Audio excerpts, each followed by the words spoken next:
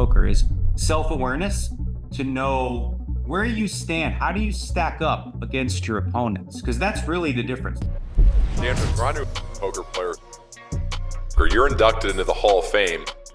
I didn't play poker for the money. I play because I love it. I want to get to that next level. What's the feeling like knowing these chips are like all the money I have? There's two types of people in those situations. There are those that absolutely just crumble under the pressure and cannot play their best. And there's others where when their back's against the wall, something deep brings out the animal in them. What are some of the commonalities among poker players who sustain excellence over an extended period of time? Self-awareness and humility. It teaches you the difference between being a victim to circumstance or standing responsible for your results. Whenever you make a big mistake, that's an opportunity. It's a beautiful opportunity. Without pain, there can be no glory. There can be no joy.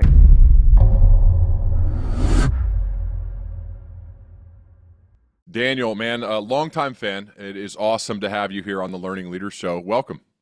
Thanks for having me. Appreciate it. I read a story that you told your mom at the age of 4 that you were going to grow up and be rich, that you were really ambitious even as a young kid. I'm curious, where does that ambition come from?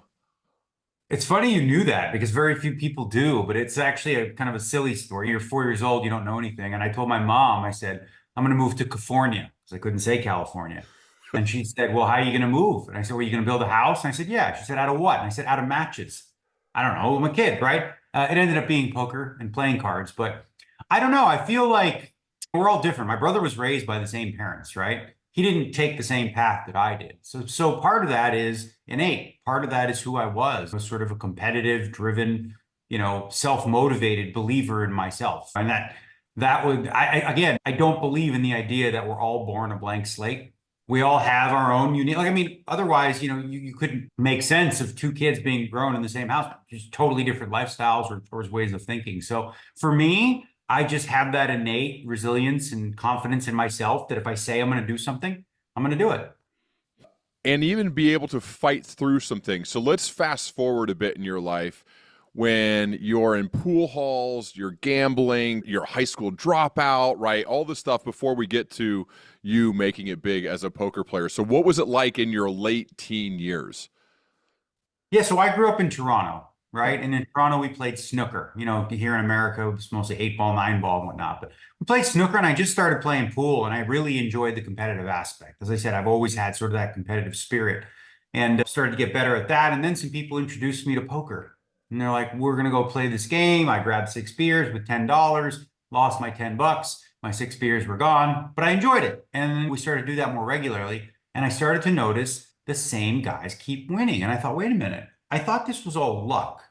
Well, if it's all luck, well, what's going on here? So then my observational skills started to come out. I'm like, well, what are they doing? What are they doing differently than the other people that makes them win? And then it became like a puzzle that I had to solve. And I became sort of, I guess, for lack of a better term, obsessed with solving the puzzle. How quickly did you get good at the game? I would say, varying degrees of good, right? Yeah. So at that early level as a teenager, good enough to beat those guys that I was playing with, probably 2 months. Because again, it's very elementary, very beginner, right? As far as again, it's such a, it's a fair question, but it's such a interesting term, like good, right? Yeah. If you're good in relation, the thing about poker is if you're good in relation to the people you're playing, you're great. Yeah. But that doesn't mean that if you played with the 5 best players, you'd not be good. You'd be terrible, right? Mm-hmm. So that's part of the skill actually in poker is self-awareness to know where you stand. How do you stack up against your opponents? Because that's really the difference. Let's say, for example, I could be a much better poker player than you, right? But if you find 7, 8 guys to play with that are terrible that I don't get access to, you can make a whole lot more money than I do, even though I'm a better player than you. So some of it's game selection, which you then found out, right? Because you're good where you were. You decide to go to Vegas to say, let's see if this can make it happen. What happened once you got to Las Vegas? So again, I've sort of was cut from a different cloth, right? So saying all the things that I did about, finding games where people are weak and all that, that's not why I did this. Because I didn't play poker for the money. I play because I love it and I want to get to that next level. So rather than just sit with the players I knew I could beat, and maintain and, make a decent living. I wanted to test myself. So I kept reaching higher. And when you do that, you go broke often. Okay. That's just part of the process. And you can see a lot of successful entrepreneurs, they rarely got it right on their very first try. They failed at several different things before they found the one thing that worked. So for me, I always pushed myself. I did things that were high risk in terms of my bankroll and things like that, but it's just how I was built. And I always knew that, okay, when that doesn't work out, I'm just gonna go back down there, play the smaller stakes against the guys I can beat. Then I'm gonna build my money back up. I'm going right back. I'm getting right back in the ring, and I'm gonna, fight against the best. What's the feeling like early in your life? Because now you're not putting your entire net worth on the table anymore. You have enough money, you don't have to do that. But at those days, you literally did, and then you lost it all. What's the feeling like knowing these chips are like all the money I have? I just can't imagine how hard it would be to like try to run a big bluff or to make decisions when your net worth is literally on the table in front of you. Yeah, I'd say there's two types of people in those situations. There are those that absolutely just crumble under the pressure and cannot play their best. And there's others where when their back's against the wall, something deep brings out the animal in them. You're not getting my money. I'm going to win. Like every little decision is just life or death, and you're going to fight till the death. And that was me more so. When I had my back against the wall, I felt like I was at my best, if you will. I love the Rocky movies. And one of my favorite movies is Rocky 3, where Rocky's already the champ, right? So now he's doing commercials, he's doing kissing babies, he's doing all this stuff. What's Clubber Lang doing? Grinding, sweating in the gym. What happens? Clubber Lang beats Rocky, so which tells Rocky, he's like, you got to go back to your roots. You got to learn that grind. So another sort of thing I heard was, I can't remember the boxer's name, but he was asked, because he was already successful, he's rich. They asked him, like, do you find it difficult to motivate yourself? He says, you know what? It's a lot harder to do the 3 a.m. run in silk pajamas, right? So I think for a lot of people, the journey towards the top makes sense. It's easy, if you will. Not easy, but you have a daily goal. Once you reach the top, staying there, maintaining, continuing to find ways to challenge yourself, that's where things become very difficult, especially in poker. Well, thinking you're like the best example of this in the world when it comes to poker. You're inducted into the Hall of Fame 10 years ago. I remember like looking at the pictures and seeing that night and reading about it on social media and reading your blog when you got inducted. It felt like yesterday, but it's been a decade. And I feel like you've evolved and updated your style of play and learned from the young guys, the computer guys. It feels like you've really been adept, especially when you compare to like a Phil Hellmuth or somebody who's kind of stuck in his old style of like, no, I don't need to evolve. So I'd love to hear your philosophy on, I'm in the Hall of Fame 10 years ago, and yet constantly evolving and updating and trying to get better and better and learn from people younger than me who haven't accomplished what you have accomplished in order to improve. Yeah, so there's two key words I would bring up. One I sort of touched on, which is self-awareness. Yep. And the other one is humility. The self-awareness to realize, listen, you're great at the game, but these kids are learning things that you don't understand, right? Then the humility to say, teach me. Right. I remember early on back in the horseshoe in the late 90s, actually, I was a young up and comer and I was playing with some of these guys who were established big names. And I was doing things that was really better than they, but they were scoffing. Oh, these kids today, they don't know. And I remember in that moment saying, never be that guy. Never be the guy who rests on your laurels and thinks you can't learn something. I think this applies to everything, like whether it's business, guys who used to pick stocks and they did so based on feel and instinct. It's like, all right, there's these quant guys who can parse this data. You can poo-poo that stuff, or you can use it as a tool to improve upon how you proceed. So what I did was I hired a couple guys to teach me. I didn't know how to do all this solver AI stuff, but they taught me. And it was a process because, again, I've spent 30 years playing a certain way, and now they're teaching me all this new stuff. But the thing is I took that, I combined it with the wisdom I have of 30 years to create sort of a bridge between old school exploit play versus game theory based play. Not to get too into the weeds of poker, because like I'm not a very good poker player, but I love watching poker, Daniel. It's amazing, especially how your recent seasons of high stakes poker are literally, you ask my wife, I've probably watched those episodes a lot, over and over and over. I'm like, how does he know? How does he know when the guy's bluffing? How does he know when he has the best hand? Because I'm trying to like cover up the cards. I'm like, there is no possible way I would know. And so maybe we could get into your mind of whether it's running a big bluff and pulling it off, or knowing when to fold a great hand, or knowing when to say, yeah, I think I got it. I'm going to get maximum value out of this hand. I'm amazed at all of the decision making and the thought that goes into it. So I know this is pretty deep and it's a lot, but I'm curious, like, what goes into, especially high stakes poker. These are cash games. It's not a tournament. You can rebuy if you lose it, but it's deep stacks often. So a lot of money can be won and lost, and there's just so much that goes into it. So overall, I'm just curious what goes into your mind, especially because early on in high stakes poker, you struggled at times, got unlucky, I think, quite a bit. And then later on, you've gotten really, it's become a really profitable game for you, it seems like. Yeah. Well, here's the thing.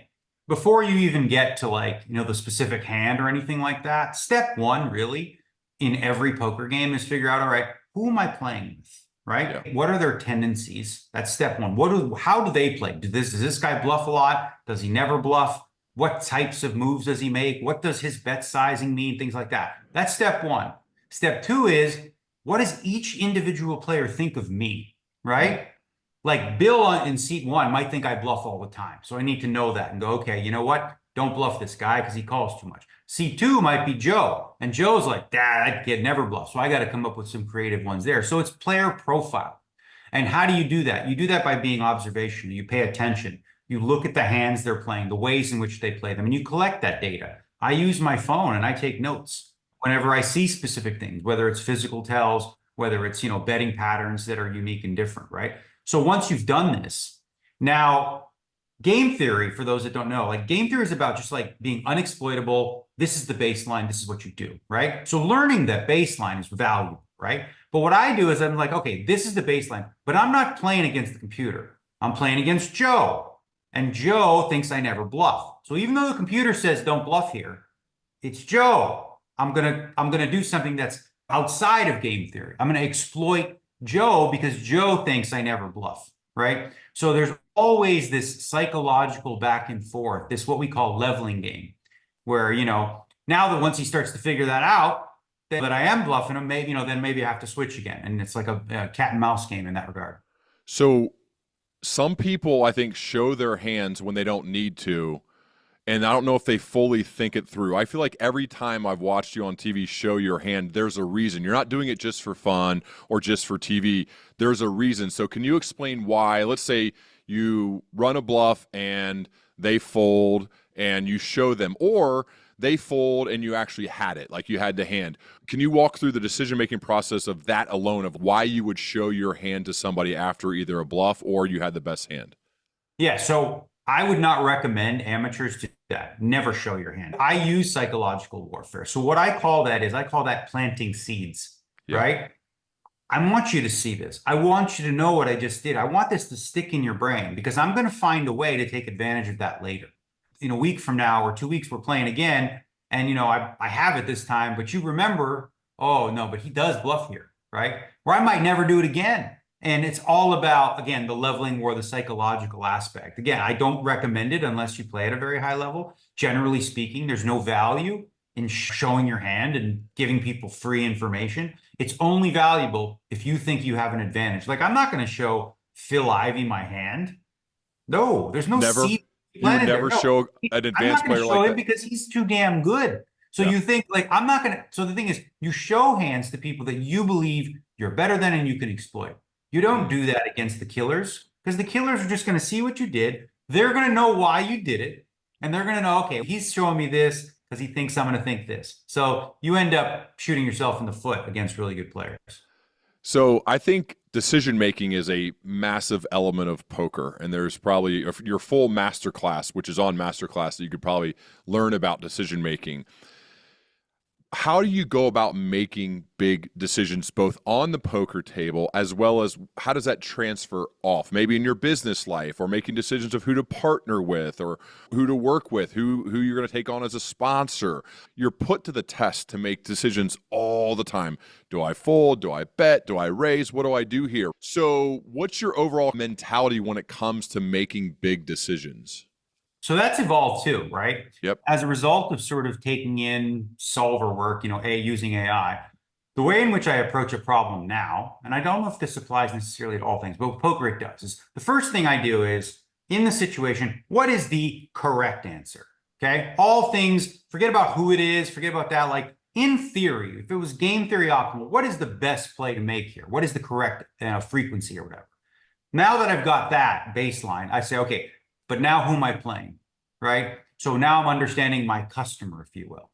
And then I'm understanding what I need to tailor to do differently for them. So I guess the analogy would be like if I were to try to sell something to somebody, I need to know what they care about, what matters to them, what type of person are they? Are they a numbers guy? Like, do they just want to hear like the data, the numbers? Are they someone who actually wants to meet, like, feels like they need to be cared for? Like that shows that I actually care about their best interest? Are they somebody who's just like, look, ADD kind of thing? They just want to know that it's going to be fun and cool, right? So once I've figured out the different quadrants that they're in, then you know how to relate and speak to people in a much more efficient way. And again, it starts from a baseline, but I'm always looking at situations and people and thinking of like, where do they come from? What type of person am I dealing with? And that does translate, I think. Like, how quickly can you learn that about a person? How many rounds? Like, how long do you think it would take? So I'll give you an example. If you're playing poker with me, you would learn probably pretty quickly that I have a problem of always believing people, right? This can be good off the poker table, bad at the table. Meaning, if you bet, I'm like, well, he's probably got it, right? And so you'd realize that and you'd bluff me and then you would win. It would be pretty easy. You'd probably learn that pretty quick, right? Plays premium hands, struggles to think somebody's bluffing, and so he's pretty easy beat. That's why I don't play much poker anymore. I like to watch it. So how long does it take you to learn something like that about me or about anyone else you're playing poker with? All right. Well, first of all, what you said about your traits, that's actually a very good trait to have. It is. Because the biggest mistake most beginners make is they never believe anybody and then they end up calling too much. Sounds like you're not wasting those chips. I think I fold too much. No. Generally, when people bet, that means they do have something really, really good. I forgot the second part of your question as I was thinking about that.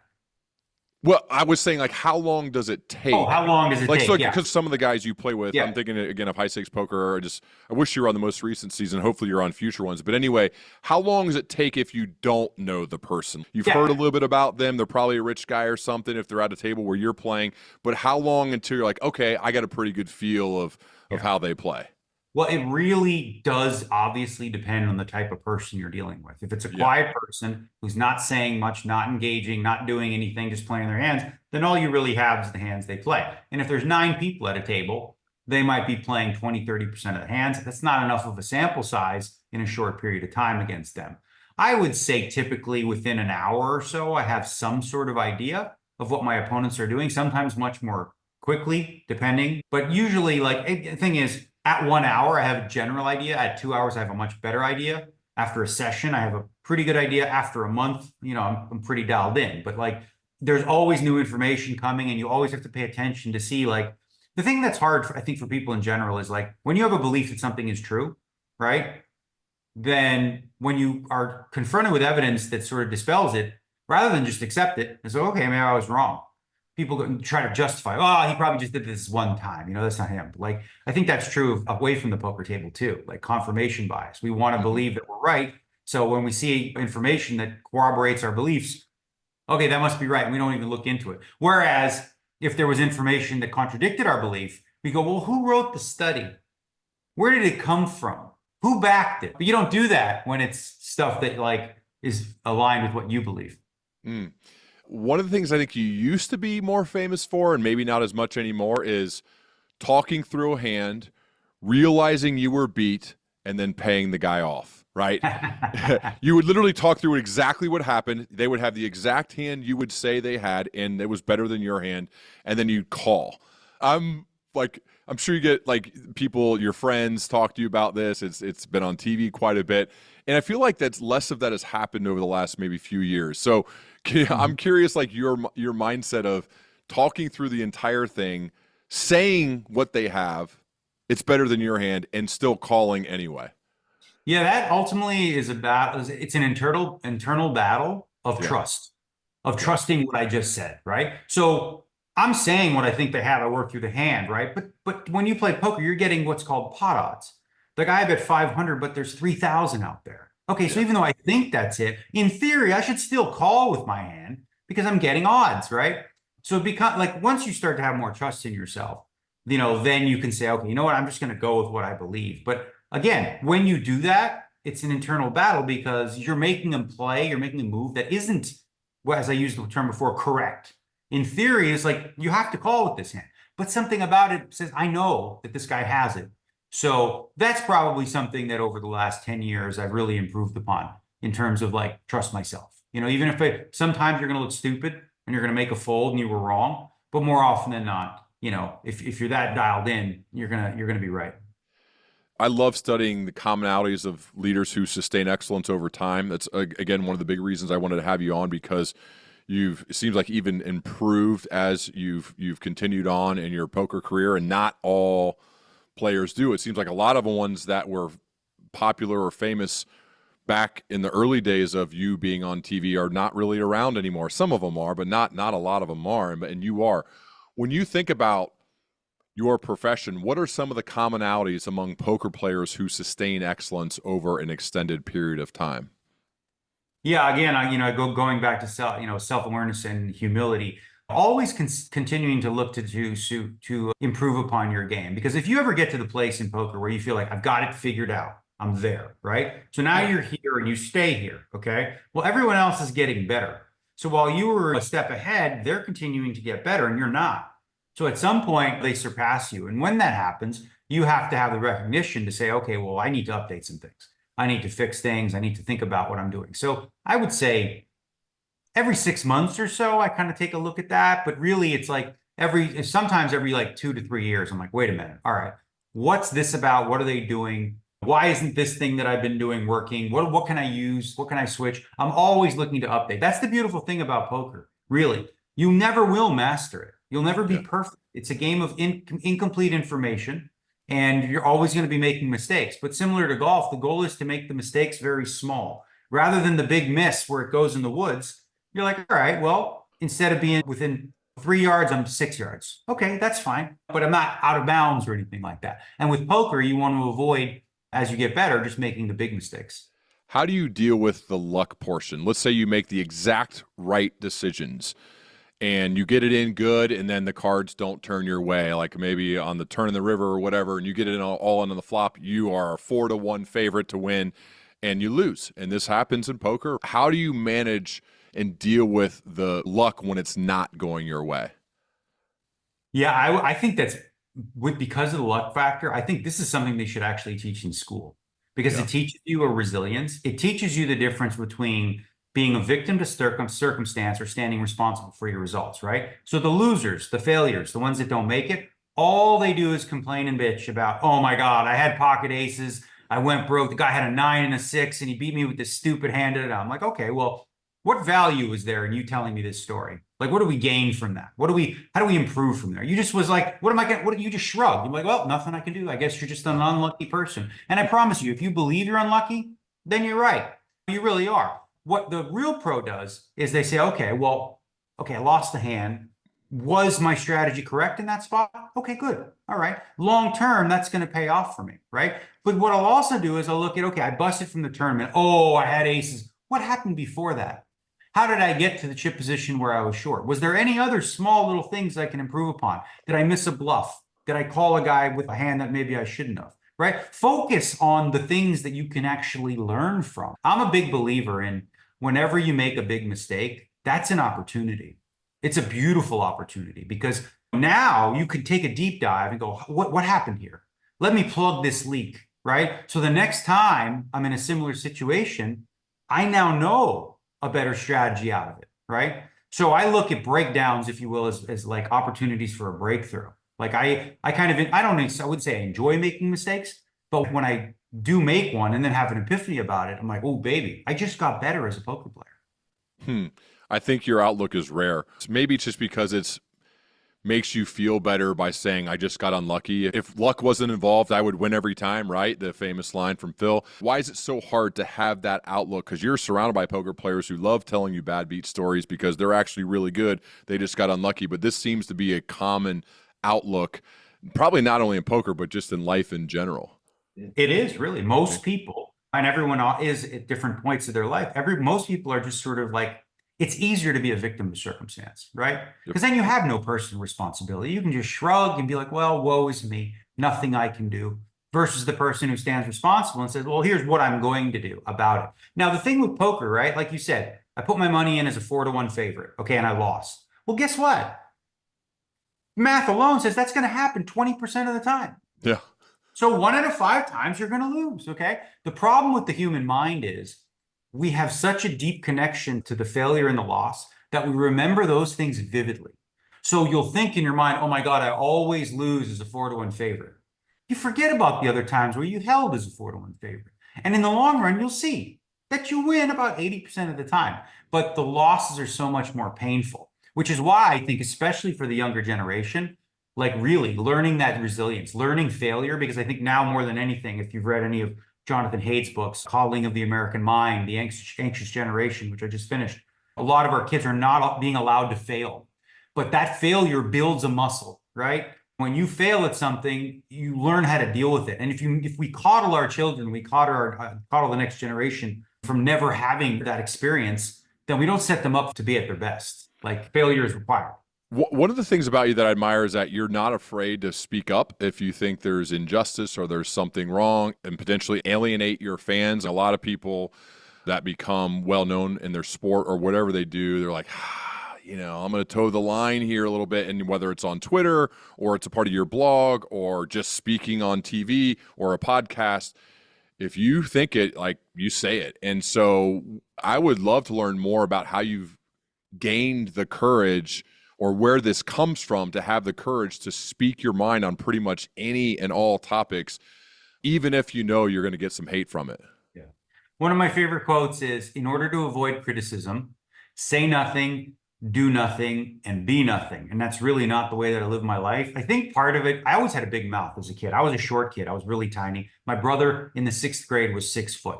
So I'm in the 1st grade, he's in the 6th. These kids in the 3rd grade would pick on me. My brother would grab them both by their collars, throw them against the wall. So I had big bro, backing me up or whatever.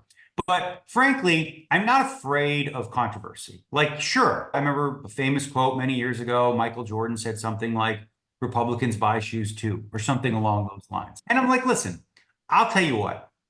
Based on my positions or views, if you disagree with me, that's totally fine. I'm more than willing to have that conversation. If you dislike me or hate me because I have a view that's different than you, that's more about you than it is me. And frankly, the people that typically like the ones that don't like me, I can't think of a single one that I look at and go, man, I wish I could be friends with that guy, right? We just see the world through a very different lens. And I'd say probably in the last 6 or 7 years, I would say, or even less maybe, I've learned more, probably most 5 since COVID really, learned to realize that just because people have different views than you doesn't mean they're evil, doesn't mean they're bad. It's not it's not a tale of 2 tribes. You're this side, you're that side. They've just had very different life experiences that led them to a place that's different. So I can have conversations with people where I disagree vehemently with certain positions or things they believe, but that's okay. It used to be like that, right? I mean, back in the old days, didn't people used to say, like, I don't know, don't talk about religion and politics at the dinner table and everybody will get along just fine? Obviously, with social media now, people just talk about whatever they talk about, and I'm one of them. But again, like I said, I don't hate people.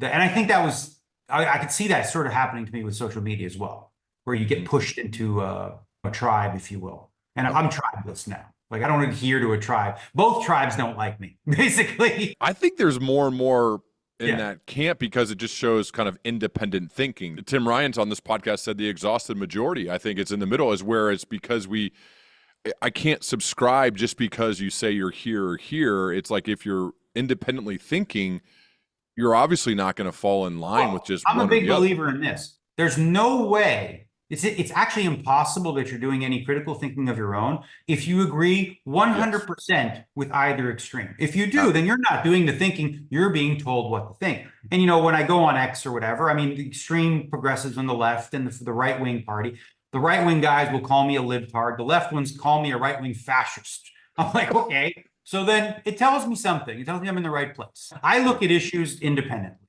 For me, I'd say the eye opener, the big eye opener was that whole COVID lab leak theory that happened. You remember? yep. So Republicans said it came from the Wuhan lab.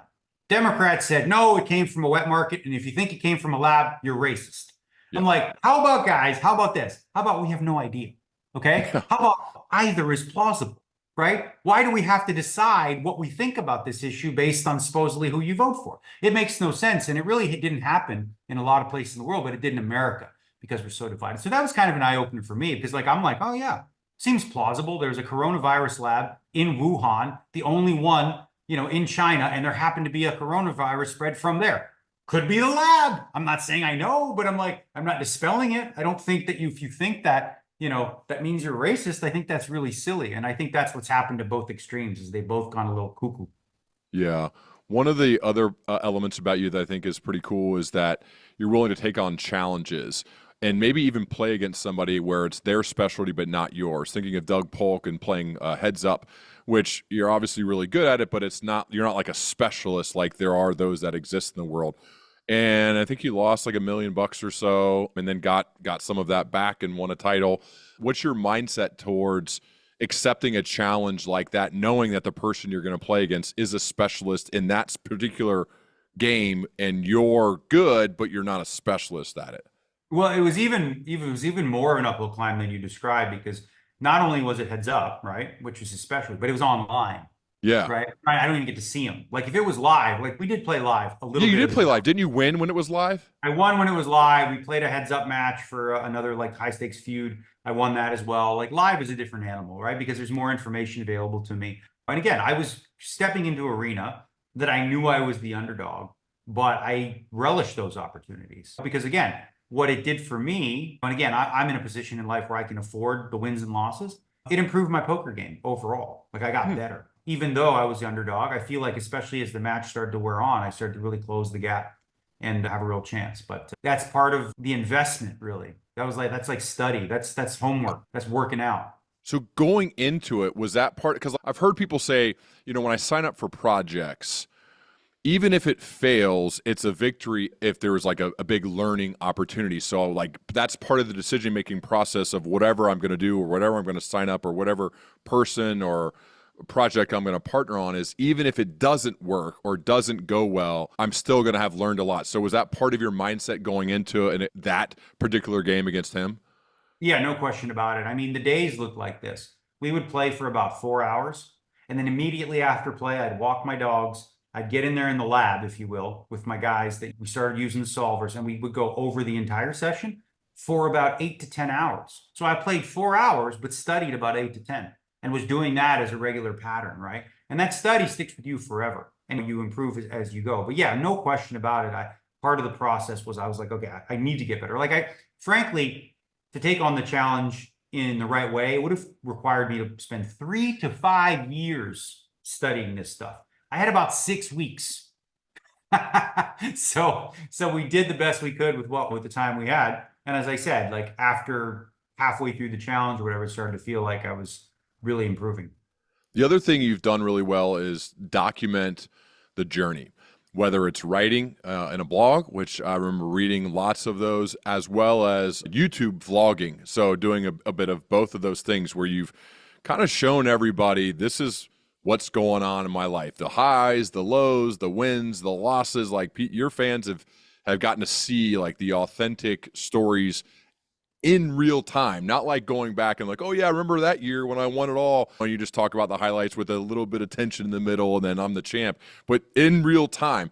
What's your mindset around both documenting the journey, writing it, as well as vlogging it on video like you do during the World Series? Yeah, well, since nobody really reads anymore, vlogs have sort of taken center stage. And you mentioned something too about the highs and the lows. My wife is super authentic. She likes authentic people. I'm the same way. So the thing is when you see me in a bad moment where I'm acting like a jerk, or an asshole. I filmed it. Yep. I can delete it. I don't have to show anybody, but I choose to leave it in there because I want people to see the authenticity. I want people to realize that, like, oh, he gets mad too, just like me. Oh, he sometimes acts like a jerk too. I know when you do that and you put, at least sometimes I know, I'm like, oh boy, I'm going to get a lot of shit for this one. But I leave it in there because I want people to see the authenticity. I don't want, I broke a selfie stick one time. I was pissed off. I took my selfie stick and I threw it in the corner. I could have deleted all that, but I wanted it in there because I wanted to see people. I wanted people to relate because everyone who plays poker, they go through those moments where they just want to smash everything, right? Obviously, that's not good behavior. I laugh at myself when I do stupid things like that. But again, I'm a big believer in just authentically covering the journey. And I think that's part of why people make it appointment TV, if you will. Like they watch it every morning during the World Series. That's part of your brand building. How much do you think about building the Daniel Negreanu brand, the Kid Poker brand, as you're building your career? Well, I would say this, the brand's built, I Yep. spent a lot of time in my 20s and 30s, well, mostly my 20s and 30s, sort of doing that, building Yep. the brand. Now I am who I am. Like, I look at it this way too. I think, I don't know how old you are, but how old are you? 42. Okay, so you're there. So I'm a believer, like at least this was true for me. In your 20s, you might not, you care what people think about you. It's just a fact, right? Yes. In your Yes. 30s, maybe you don't think you care as much, but you still kind of care. Yep. For me, as I've gone into my 40s, I really don't give a shit anymore. I'm like, this is me. Take it or leave it. You know what I mean? And the friends that I have know who I am. They know my heart. They know my integrity and those types of things. And those that don't know me, I can laugh at it. I don't look at comments on social media and feel bad about myself. Sometimes people like say some really mean things, and I think they're really funny. Because like, oh boy, that's brutal. He called me bald, this, that. I was like, he went through the whole spectrum. I can laugh at it because I think now I've matured and I understand that that's not the real world anyway. Because when I'm out in public and I'm out and around, I'm especially in poker tournaments, I'm taking pictures with people, I'm signing autographs. Like the love is there, right? Yeah. The thing is it's human nature to focus on. Let's say you were a singer, right? You sang for 100 people. 99 people just couldn't believe it. You're amazing. One guy goes, didn't love it. What does the human brain do? They go, Focus on that guy. I wonder what you didn't like. What dude? The feedback was 99% positive. You had one dude who didn't like it, and you're focused on that. But that's what the human brain does. And that's something I've sort of broke free from. Is that, I'm curious though, because you share as if that's like a life repetition thing, meaning like as you age, you'll get better at that. And like, I love the later years of Kobe Bryant's career because like that's where he was. Like he just said it, and I think we all loved him because we know like this is just what he thinks. But is it an age thing or is it a kind of like a dominance thing? Like you've dominated your sport, your game for so long that you're just like, I'm kind of the man. And so I'm just going to do what I do. Because what I'm trying to get out of this, Daniel, is how can other people, even in their 40s or 50s, get this beyond just like, okay, I'm older now, I should feel this way, when I don't know if everybody does. Yeah, no, you're right. Listen, some people never learn the life lessons. They're 45 and they're still acting like they're 17 or 20. They just haven't developed at that level. I don't think there's a magic pill, but I do think you're also right. It's a combination of that with succeeding. I made it, right? I got the beautiful wife that I wanted. I have a beautiful home. I'm financially set. So I've made it. I have nothing to lose. Like there's no fear internal fear about being who I am or anything like that. And I don't really worry so much about public opinion in that regard. Like I said, I think the authenticity is lacking, especially with Instagram world where everyone takes airbrushed, filtered photos of themselves. It's not real to show only the best sides of themselves. And throughout my career, I think for the most part, I've been well received. People like watching me play and the numbers reflect that. But the studio, when I'm on a stream, they get 7 times the viewers that they would normally, right? So I'm doing something right. And I think part of it is just being authentic and like, again, not worrying about the one guy who didn't like my singing and just focusing on the 99. I've read that you've said you're a self-proclaimed introvert, but if we watch you at the table, part of the reason why the streams are 7 times as much and why ESPN's always going to have you on and High Stakes Poker probably always wants you on is because you're really fun to watch, mainly because of how talkative you are, how much you're willing to get others talking. Like the table's going to be more jovial if Dan Negreanu is there, and I think that's a big deal. So how does this self-described introvert almost transform himself into this really talkative, joyous extrovert once you're at the table? Okay, so I'm what's known as a talkative introvert. Okay. Now, introvert, I think a lot of people mean like that means that you're socially awkward and socially afraid and whatever. And that's not really the accurate definition. The question is, where do you charge your batteries? Right? Yep. Some people charge their batteries when they're out with people at a club, all that kind of stuff. For me, when I'm out and I'm exhausted by it. It drains me beyond belief. I charge my batteries when I'm alone at home, relaxing with my puppies. That's how I recharge. That's why, frankly, for over a decade, when during poker tournaments, a bunch of people usually go to dinner and they talk and they do this kind of stuff. On dinner breaks, I'm alone in my room, not talking to anybody, because I need that recharge for the next 4 to 6 hours of the tournament. Because I'm so talkative, that's probably why I expend so much energy. I think there's sort of a misnomer about the idea that introvert means socially awkward, and that's not obviously the case. It's a question of where do I need my alone time to recharge? But the talking's also a strategy, right? I have to believe strategy to win and strategy to be entertaining, especially when it's on TV.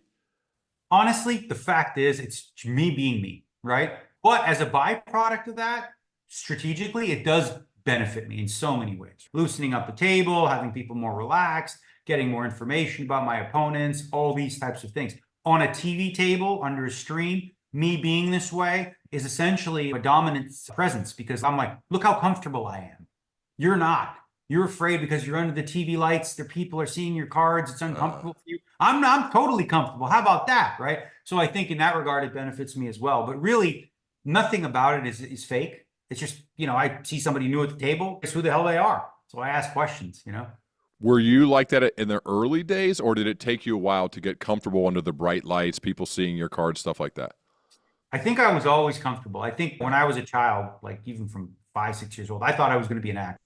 So I was very comfortable on camera. That never fazed me. It didn't make me crumble. Like I was very comfortable. So I think when poker started to become televised, it was a natural fit for me because I already got that. And I get it too. Like there are probably some times where you have an opportunity to ham it up with people and make some funny moments. Like I'll try to do that because listen, sometimes when I'm playing poker, I just don't want to be bothered. I just want to be left alone. When you're on TV, you're kind of expected to sort of, make it a little more engaging. I don't always. It really depends on the dynamic of the table. Like recently I played a couple of final tables in Poker Go Studio. One was a group of 6 people. We were all chatty. It was fun. It was jovial, a good group of people. The next one I played was 2 guys I don't really talk to. Another guy didn't speak English. So I know, who am I going to engage with here? So I just shut up and played. What did you think of the movie Rounders? Loved Rounders. I mean, anytime Rounders is randomly on, listen, I have access to every movie anytime I want it. But when it's on TV, I pop it on. The quotes are deep in my memory. It was really the best poker film ever made by far. It really did spawn late in 1998. I remember Ed Norton and Matt Damon came to the World Series of Poker. I was there that year to play. And Matt Damon played, he went broke to Doyle Brunson with pocket kings against pocket aces. So pretty cool moment for him. But yeah, I remember them being out there. It's funny because the movie didn't do great when it came out, but it became a cult hit years and years later where anyone who plays poker should know Rounders. I watched it over and over in college during lunch breaks and stuff. I just loved it. I got to fly out to New York to interview Brian Koppelman, and that was one of the coolest experiences for me because, I love Billions too and some of the other stuff Koppelman's done, but I was like, man, Rounders was just the movie. And I think it probably made you very rich in addition because I got so many more people into the game that could not hang with guys like you. Oh yeah, it pumps me up. The music. There's a scene where Matt Damon's girlfriend leaves him. I hated her. She's such a great actress because I feel like if I met her, I'm like, I hate you. Yeah. I don't even know you, but I hate you. There's a moment where she left him and he's sitting there with Edward Norton Worm and they're talking about going to the Taj. Like, let's play some fucking cards. And they get going. It's like, oh my God, that's just that gets you pumped up. That's a good idea, by the way. The World Series coming up. I'm going to pop rounders in before it starts. I know Rocky's big for you, right? So you already mentioned Rocky 3, but I know Rocky 4, and I've seen you get pumped with Rocky. What is it about that gets you going, especially for the World Series of Poker? Yeah. I'll tell you what, I think Sylvester Stallone's like in so many ways, like obviously he's in so many ways he's a genius, really, in the ways in which he makes these films. And like there's literally life lessons in each and every one that is unique and different. The ones that I take from poker, right? We'll start with three, Rocky 3, don't become complacent. Rocky 4, it's about heart versus machine. So the analogy for me is, listen, I got the heart, I got the wisdom, I've been there before. I can take the kicks. These kids are using computers, steroids, whatever, like Drago. But you know what? With heart and determination, you can figure it out and you can beat them. And then later, one of my favorite quotes is from Rocky Balboa, where he says, "It's not how hard you hit, it's how hard you can get hit and keep moving forward. That's how winning is done." He's got these little nuggets in there that are really fun. Now, the thing about, because the World Series, I always watch all the Rocky movies, and they've sort of extended now to like the Creeds as well. So it's a lot of movies. They're not quite the same, especially the last one without Rocky. That was sad to not see Rocky in a Rocky themed movie. You've done a little bit of acting. You've been in some movies and shows. Do you still want to like get into that more? It's not something I pursue, but obviously when people ask me to do cameos or different things like that, like I find it fun. I like being on sets and doing little things like that. So yeah, I've done a few things here and there. Nothing big, but it's fun. I'm not planning on getting a new job or anything. We talked about your reading skills and how good you are at understanding what hands are. There's so many YouTube mashups of you calling out literally the exact hand that people have and it blowing people's minds. I'm curious, do you like think that way off the table? Are you like reading people and body language and the way they are? Is that something you take off the table? So imagine practicing doing something for 40 to 50 hours a week, right? And this is what Yeah. you do, and this is how you think, and this is how you approach things. And then just somehow turning it off. Yeah. How? It's not doable, right? This is partly why, with chess, you think of a guy like Bobby Fischer, right? The game chess, it requires you to be constantly, for lack of a better term, paranoid about what your opponent may do next. And then they may do this. You're thinking so far ahead about all the things to be paranoid about. So he lived in a constant state of paranoia playing chess, which ended up spilling over to his regular life, where he was wearing a tinfoil hat and the whole deal or whatever. But yeah, no question. I'm not consciously saying, okay, I'm going to use my poker reads to get a read on this person. But you're not going to not see things you see. When someone's talking to you and they're not looking at you and they're telling you something, you're like, okay, well, it seems suspect. I'm not sure this is true. I'll bank that for later. But again, it can benefit you. It can help you in a lot of ways, especially with dealing with people in terms of figuring out if someone's being honest with you. What about for a non-poker player who wants to get better at awareness of others, of tells, of human behavior? Like you have to be a master at that, I think, to be good at what you do. What are like some general pieces of advice you'd give to that person who, doesn't know anything about poker, has never played, but obviously it's important to understand humans and the way they behave and the decisions they make and body language, all of that goes into it? Pay attention. So here's the thing. I used to actually do this. I'm not even kidding. I'm a people watcher. I love watching people. I used to go to the mall. I'd sit on a bench. People would walk by. And I did as a sort of like a little game, a little practice, if you will. I would like watch how the person walked, watch what they're wearing, who they were, and totally make up a story about exactly who they are. What they were like in high school, what they do for a living, are they confident, are they not, all these types of things. I remember, we all have this ability, by the way, to innately do this. I remember very young, I was 5, with my parents, we were at a mall with another couple, and there was another guy with us, right? And this couple was married. And I told my mother, I said, Mommy, she likes that one, not that one. And they're like, no, that's her husband. That's just a friend. Nope. We found out a couple months later, obviously, that she was having an affair with the other guy. Because it's true when you think about a baby, right? Baby doesn't speak anything, but a baby can communicate. A baby looks at their mother, right? Looks at their face and says, they can tell when their mother's happy or sad. All these types of emotions they can feel. As we get older, we get further and further away from trusting what we see, what we know. How many studies have been done where you look at somebody for less than 3 seconds and you already decide if you like them or not? There was a book called Blink, I believe. Yeah. Malcolm Gladwell. Yeah. where he talks about they had these kids in a classroom. They had a teacher speak for a minute and they had the kids say, do you like him or not? Then they did it with 3-second intervals. Didn't change. The number didn't change. People just made up their mind already. And part of it is just the subconscious is so developed and so intriguing, so interesting. We don't know why, but have you not saw someone and be like, I don't know if I like that guy? Yeah. Like for no reason, but there's Yeah. something there. That's something in your subconscious telling you that there's something you saw that you just can't access, but it's there and it's real. Sometimes it feels off. You don't know why. It just does. And other times it feels like on. Like, I don't know why, but I'm really drawn to that person. I'm attracted to their vibe. And I think it goes both ways. You've hit on self-awareness a number of times, being very self-aware, understanding how good you are at something or where you have skills or where you may have a weakness, combined with humility. And I think, Daniel, from a leadership perspective, that's a really important combo, self-aware and humble enough to learn.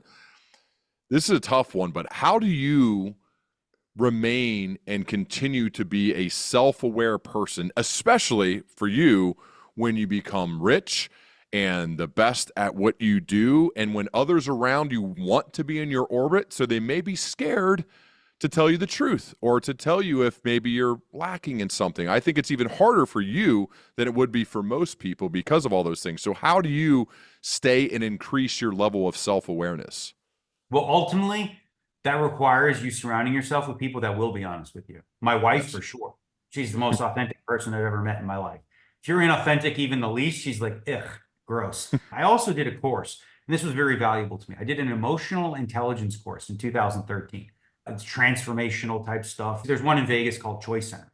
And part of what you do there is you're going to be like in a room with, you have blind spots. You don't know how you show up, right? But then 50 people that you don't know all tell you, you show up this way, that way, and that way.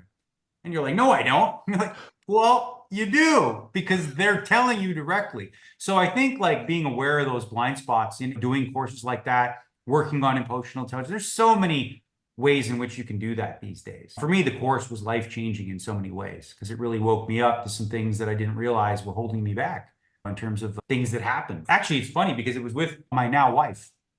Around 2010, 11, we were dating. I bought her an engagement ring way back then. Never gave it to her because we split, things went bad, and that one stung really bad. And I didn't realize that I was carrying that around for years in terms of the way that I was even just dealing with any woman or any person like that. There was like still a wound there. And then just addressing that. And then, of course, many years later, she came back to Vegas and I kept the rings and I gave it to her eventually. So we've been married for 5 years. Today is our anniversary, by the way. What? What are you doing? She's still sleeping, so we're good. Okay. Congrats. That's amazing. Yeah. Oh, that is very cool. How did you, I don't know if I'd say win her back, but how did you make it happen after a breakup and some time and space? It's funny because I remember way back then, I was the one chasing her and she was young, having fun, living the Hollywood life. She wasn't ready to settle down, but I was. I was 31. She was probably 21 at the time when we first met. And then she came back to do a show. She's a host. She used to do the Fox, the Big Game, Poker Star, the Big Game there. And she used to host a lot of shows and things. So she came back to do a show called Friday Night Poker. And we went to dinner. And I had no intention of like getting back with this woman. No, you kind of had it a little bit. You had to. I really didn't. I'm like, this is fun to hang out for a minute. But I have no intention at all. But she did. She flat out told me, because here was the thing. I just gotten out of a relationship, and so did she. Okay. And I was honest with her. I said, I'm going to date. I'm dating here and there and whatever. And she said, I get it. I don't like it.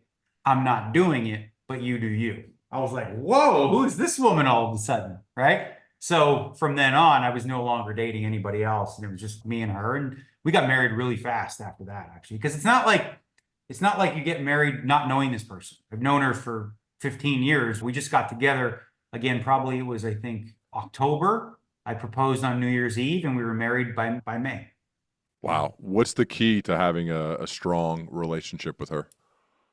I think with her specifically, so she's bipolar. And that was one of the things that she shared with me when we went to dinner. Because before that, I would have been like, I don't want to mess with this girl, right? When she shared this, she was very vulnerable, open, honest, told me what it would be like and all that stuff. So for me, it's been a blessing to know that. And she's so intelligent about her moods and where she's at, that she communicates with me on a real deep level. So the best benefit of that is I never take anything personal.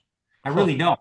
Like it's like because it probably isn't about me. Sometimes she just wakes up in a bad mood. Sometimes she does wakes up and she's happy, whatever. So my goal every day is just to make her as happy as possible. I need to be her rock, right? Like that's how I see things. I'm the stable rock, and she's the one that's got her ups and downs, and I'm the one that levels her out. But ultimately, it's communication. And I think for both of us, we both are quite independent. We need our alone time, and we get plenty. During the day, this house is 2 floors. Most of the day, she's upstairs, I'm downstairs, and then we convene at night. Speaking of like being happy and being content, somebody asked you when you were happiest, and you'd said in very high stress situations. And there was, I think, the main event one year when you got knocked out in 11th place, and it was like this gut punch and it killed you. But like that's when you were happiest. And I thought, whoa, that seems weird. So are you still at your happiest in the highest level stress situations? I love it. I Yeah. mean, it makes you feel alive. I don't know. Some people jump out of airplanes, some people bungee jump. I have no interest in that. You could die. What are you, crazy? For me, I get those thrills at the poker table. Like I love being in it. And the truth is, with poker, you're going to experience some pain. But without pain, there can be no glory. There can be no joy, right? So I understand it's a necessary evil as in terms of like, experiencing that kind of joy. But I love being in it. I love being deep in the competition. I love the feeling of adrenaline taking over and it putting you in this hyper focused state. I love being in that state. It's a lot of fun for me. After I'm done, I'm exhausted. Like my hair hurts. I'm so tired. While I'm doing it, there's nothing else I'd rather be doing. Is that when you feel most alive? It's funny you say that because that's a Rounders quote where Matt Damon, Mike McDermott says to his girlfriend, he's like, you know what? I felt alive for the first time in years. She's like, you just told me that you felt alive for the first time at a poker table, Mike. How am I supposed to take that? I'm like, shut up and leave, okay? You suck. But yeah, for me, it's about competition and it's about, my craft. And I think there's something attractive, frankly, about people having a passion. I know Amanda loves it. When I'm deep in a final, she's sitting there watching online. She's watching the stream. She loves seeing me succeed. She loves seeing me in my element, succeeding at doing what I do best. I agree, man. Like there is something deeply attractive about a person who you can tell they're giving everything to it and they love it. They You like love Kobe like, Bryant, you mentioned him, right? yeah, I'm waking up at 3 in the morning. Guys are coming back from the club. I'm going to the gym. I'm working yes. my ass off. That's badass. Yeah. Yeah. I'm sure you get requests from young poker players all the time. And I think these lessons could probably apply beyond just the table. But what are some general pieces of life slash career slash poker advice you give to somebody who's earlier in their career? Well, generally, the first thing I want to know is like, what do you want to use poker as? Is this something you want to do for full time as a living, or is this something you just want to get better at for fun? Because there's two very different avenues for what you'd want to do there. I think in both cases, don't do what I did basically, because it's very rare that you succeed doing this. But typically, I tell people to like, it's never going anywhere, right? So finish school, do whatever you got to do, have a primary job, then start playing poker on the side if you'd like. And if you start to notice and track it diligently, your results, don't be like, yeah, I think I do pretty good. Know exactly how well you do or don't. Track every penny. And then you can take a look at the end of the year and say, you know what? I was making like $80 an hour playing poker and I make 40 at my job. So maybe I can make the transition, but do so from a stable place rather than, because it's a lot different playing poker when you need to win to pay your rent. Not everyone is cut out from that cloth. I am. Like I love those moments, but not everyone can handle that kind of pressure. Does it make it harder to bluff in those days when you needed it? Like I know it would for me. Maybe I'm just projecting myself onto you, but early days, you need that money to eat, to pay rent. I feel like it'd be tougher to bluff, but maybe that's just because Well, we're cut from different cloths. that's exactly what would be the most difficult thing.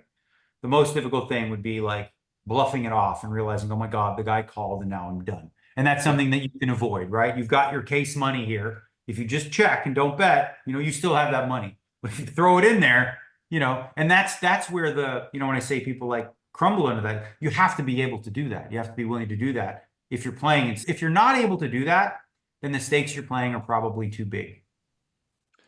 To close, man, I want to focus on last year, this year, and going forward. Last year, I believe, is one of your worst years ever. You lost $2.2 million, I believe. You've won every year of your career except for like 1 or 2, and last year was your biggest loss. And you've started this year pretty good already. One, what made you want to share all of that? Because you could have probably said, yeah, it was kind of a rough year, but I'm ready to get back after. But you shared like specifics of, because people hear 2.2 million are like, oh my God. So that part of it. And then 2, what have you changed in order to make this year better already?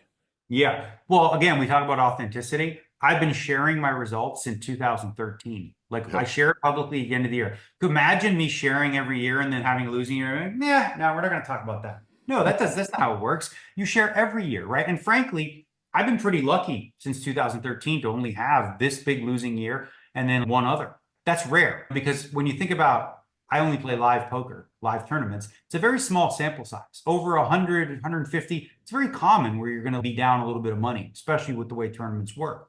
But I've been pretty consistent, pretty lucky to not have those big numbers. And frankly, whatever, I lost 2.2 the year before. I won like 2.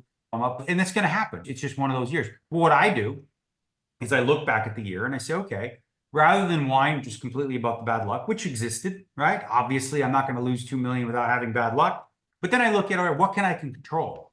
What areas can I fix? What worked in 2023 and what didn't work? Let's continue to improve upon what worked, right? And let's take a look at what didn't work and let's see if we can make some upgrades. One thing that didn't work for me, which is a big change, is in 2024, I'm focusing on quality over quantity.